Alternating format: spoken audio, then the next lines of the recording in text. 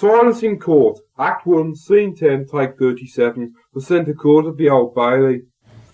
What's the next case, please, Asher? The Crown versus Nicholson, my lad.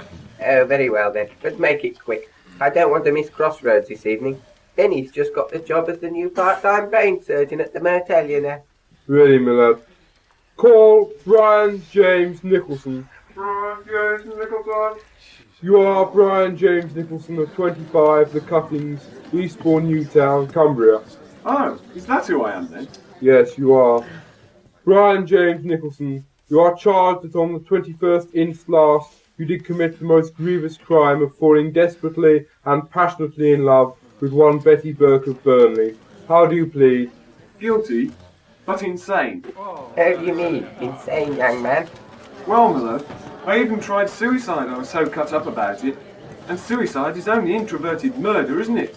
I mean, if I'd been an extrovert, I'd have killed someone else instead, wouldn't I? Asher, is this man dead? No, my lad, he's just play acting to get attention. Young man, are you dead? Well, yes, my lord. Sort of. Sort of? What kind of an answer is that? I'm dead, or aren't you? Well, if you put it like that, my lord, I suppose I'm alive, really. But I'd much rather be dead if I could, please. Well, you can't. It's just as well for you that you're alive, young man. If you were dead, we couldn't try you. The law of habeas corpus states quite categorically that one cannot bring a stiff to trial. Who appears for the prosecution? I do, my lad. I am J. Arthur Balcock, barrister at law. My card. And when were you called to the bar, Mr. Balcock? As soon as it opened, my lad. That was in 1963. I see. And who appears for the defence? I'll do it myself if you don't mind, my lord. It's cheaper that way. Very well then, Mr. Nicholson. So be it. Proceed, Mr. Balcock. Mr. Nicholson, could you please tell the court in your own words exactly why you attempted introverted murder? Do you mean suicide? Yes, but the proper legal term is introverted murder. It's more confusing that way, you see. I did it because I'm passionately in love with Betty Burke of Burnley, and she rejected me. I see. Thank you, Mr. Nicholson. I now therefore wish to call my first witness, my lord. Call Betty Burke of Burnley. Call Betty Burke of Burnley. You are Miss Betty Burke of 25 Burnsback Road, Burnley? Yes, sir. As you can see, I'm just a sweet young innocent slip of a girl who doesn't yet need a bra and who reads Fab 8 magazine. Miss Burke, could you tell the court exactly how old you are, please? I'm sweet 17 and never been, kissed or anything else like that. That's a lie for a start. She's not 17. I'm almost 17. I'm 15 3/4. You do realise, Miss Burke, that you are under oath, and that you have already committed perjury once. Oh, I never lie, Your Honour. Only about my age. I never ever lie otherwise. Do I, Mummy? No, dear. You tell them. Miss Burke, when did you first notice that Mr. Nicholson had fallen madly and passionately in love with you? After the third time it was. That we went to the pictures, I mean. Why did you notice his passion growing at this particular time? Oh, I could tell easily, sir. I knew he was up to something the moment he paid for me to get in. The pictures, I mean. Thank you, Miss Burke. I wish now to call my second witness, my lord. Call William Ewart Gladstone. Call William Ewart Gladstone.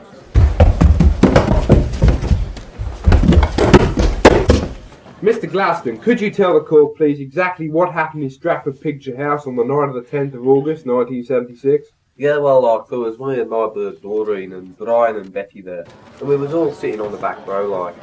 I think it was only the third time, like, that Brian and Betty had gone to the pictures, like. So you can corroborate what Miss Burke said, then? Yeah, if I had the right tools, I could, yeah. Easy, no trouble. Anyway, you know what it's like at Stratford, you know. Big tramp, like, anyway. Me and Doreen was watching the film, like... Could you elaborate on that, please, Mr. Gladstone? Exactly what was the film called? Well, it was James Harriet, Strangling Animals, I think. Can't really remember because it was a long time ago. Last week, I think. Anyway, after about 5 minutes, like, Brian and Betty, you know, started, like... Started what, Mr. Gladstone? You know, snogging, like. Snogging? Yeah, snogging. Kissing and such, like. Anyway, the point is, like, that they kept going for 2 hours, non-bloody stuff. Proving what, Mr. Gladstone? Proving that they was a bit passionate, like, I suppose. Thank you, Mr. Gladstone. Excellent evidence. You may stand down now. And so, my lord, we have, I feel, established that the accused did at one stage of his life entering a passionate, semi-passionate, or even, dare I say, romantic relationship, call it what you will, with Betty Burke of Burnley. But he's already admitted that, and pleaded guilty to the charges as well. So what have you proved, Mr. Muller? I have proved, my lad. I have proved. Yes. I have proved, my lad, that the defendant is the one who was being charged. The prosecution rests, my lad. I see. Mr. Nicholson, have you any questions to ask the witnesses? I do indeed, Muller. I put it to you, ladies and gentlemen of the jury, that I was totally insane at the time of the incidents in question. You have all seen Betty Burke of Burnley here in this courtroom today. You have all seen her with your own eyes. Now, come on, be honest. You'd have to be bloody insane to go out with her. Come on, I mean, just look at her. Christ, she's bloody awful. Being ugly's just not in it. I resent that. I am a decent girl. Oh yes, very high class, I'm sure. You ought to see what she'll do for a packet of wine gums and a return train ticket to Glasgow. It'd make your eyes water. It did mine. Therefore, to prove my near total insanity, I call upon my first witness. I wish to call my psychiatrist. Call Dr. Jim, 8 days a week, Johnson. Call Dr. Jim, 8 days a week, Johnson.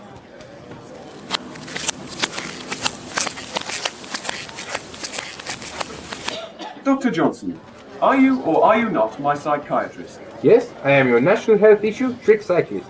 In your professional view, Dr. Johnson, would you say that I am a complete loony? Possibly. Come now, Doctor. Please, let's not play games. A straight answer, please. Yes or no? In that case, no. No, Doctor. A straight answer, please. No, you are not a loony. A straight answer, Doctor. No, you are perfectly sane. Oh.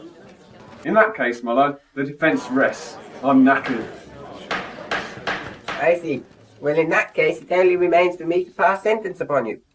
Brian Nicholson, I find you guilty on all 3 counts of being passionately in love with Betty Burke of Burnley. On the 4th charge of supporting Arsenal, I find you not guilty. It is therefore my painful duty to sentence you to be taken from this place to another place, where you will be hung by the Cherokees until you snuff it. Have you anything to say to this court before we cart you off to the clink? Would sod off, you senile old bastard, suffice my lord. Objection! Miller's parents have a certificate to prove his legality. But you do agree he's senile? Possibly, but not necessarily. Shut up, the pair of you. Silence in court. I now declare this court adjourned until further notice. The one we'll get for this performance is bound to be lousy. Have mercy, please, Your Honour. Before you cart me away to be executed, let me play the piano just once more. I thought you said you couldn't play the piano. I can't, but I've always wanted to learn. Well, you can't. I won't let you. Next case, please, Asher.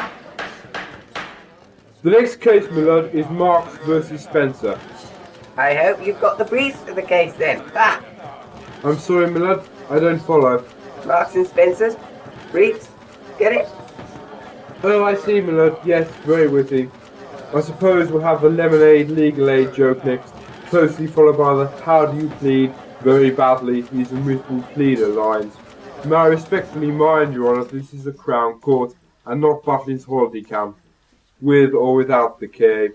I know that, but how do you think I feel? Sentences people's lives or bits of their lives away week in, week out, every day of mine. I appreciate a good laugh now and again. It helps alleviate the tension a bit. Yes, my lord. Shall we proceed with the next case? By all means, yes. Call Adolf Hitler. Call Adolf Hitler. You are Adolf Hitler of 25 to Cuttings, Poppelstrasse, Berlin, N23. Yeah, most certainly. Adolf Hitler, you are charged that on the 1st of September 1939 last, you did willfully and persistently commit a felony, viz. The start of World War II, and that on the same day you did also ride your Raleigh chopper bicycle up and down the Stratford Road with no rear lights or loaner plates, thereby endangering the public safety. How do you plead? Not guilty. Never in 1,000 years. Excuse me a minute, Asher, but this is Nuremberg, isn't it? No, my lord, we are in Clacton-on-Sea. Fascinating, but only as a last resort, I suppose. Ah! Yes, my lord, very amusing, to some people. Who appears for the prosecution in this case? I do, my lad. Ah, Mr. Balcock again, isn't it? And who appears for the defence? I do, me lad. Mr. Balcock, you cannot under English law appear for both the prosecution and the defence. I beg to differ, my lad, I can. There's nothing in the rule book to say I can't. There's nothing to say I can, mind you, but there's definitely nothing to say I can't. Oh, very well then. Proceed, Mr. Balcock. I'd now like to call my first prosecution witness, if I may, my lad. Call Detective Chief Inspector Watney of the Scotland Yard Drug Squad. Call Detective Chief Inspector Watney.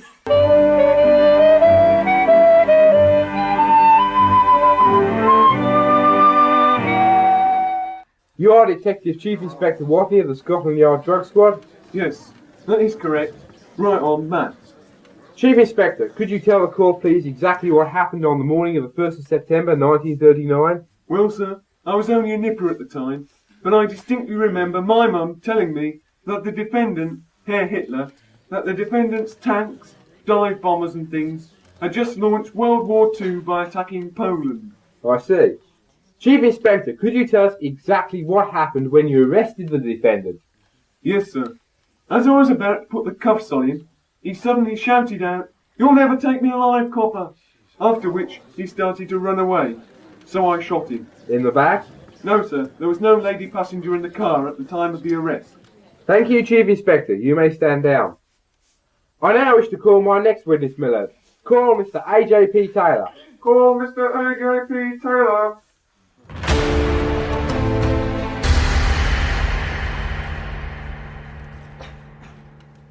Mr. Taylor, you are a professional historian, I believe. That is correct, yes. And as a historian, Mr. Taylor, would you say that the defendant, Herr Hitler, was personally responsible for the outbreak of the Second World War? Well, I don't think you can really blame just one man for the outbreak of near total global conflict. But if you had to blame just one man, Mr. Taylor, if your life depended on it, would you blame Herr Hitler, given the facts available? Well, if you put it that way, yes, I'd have to. Thank you, Mr. Taylor. Defendant, have you anything to say at this juncture? Only that if the German Reich and Empire should last 1,000 years, people will still say, this was their finest hour. My lad, could we possibly change the defence plea to guilty but insane, with vegetable connections? There you go. I'm fed up with this game. I'm going home to see Crossroads. But is the defendant guilty or not guilty, my lad? Look, do I have to decide now? Yes, my lad, you must. It is the law. Oh, very well then. Call. Heads. Heads it is. He's guilty. Give him 5 years.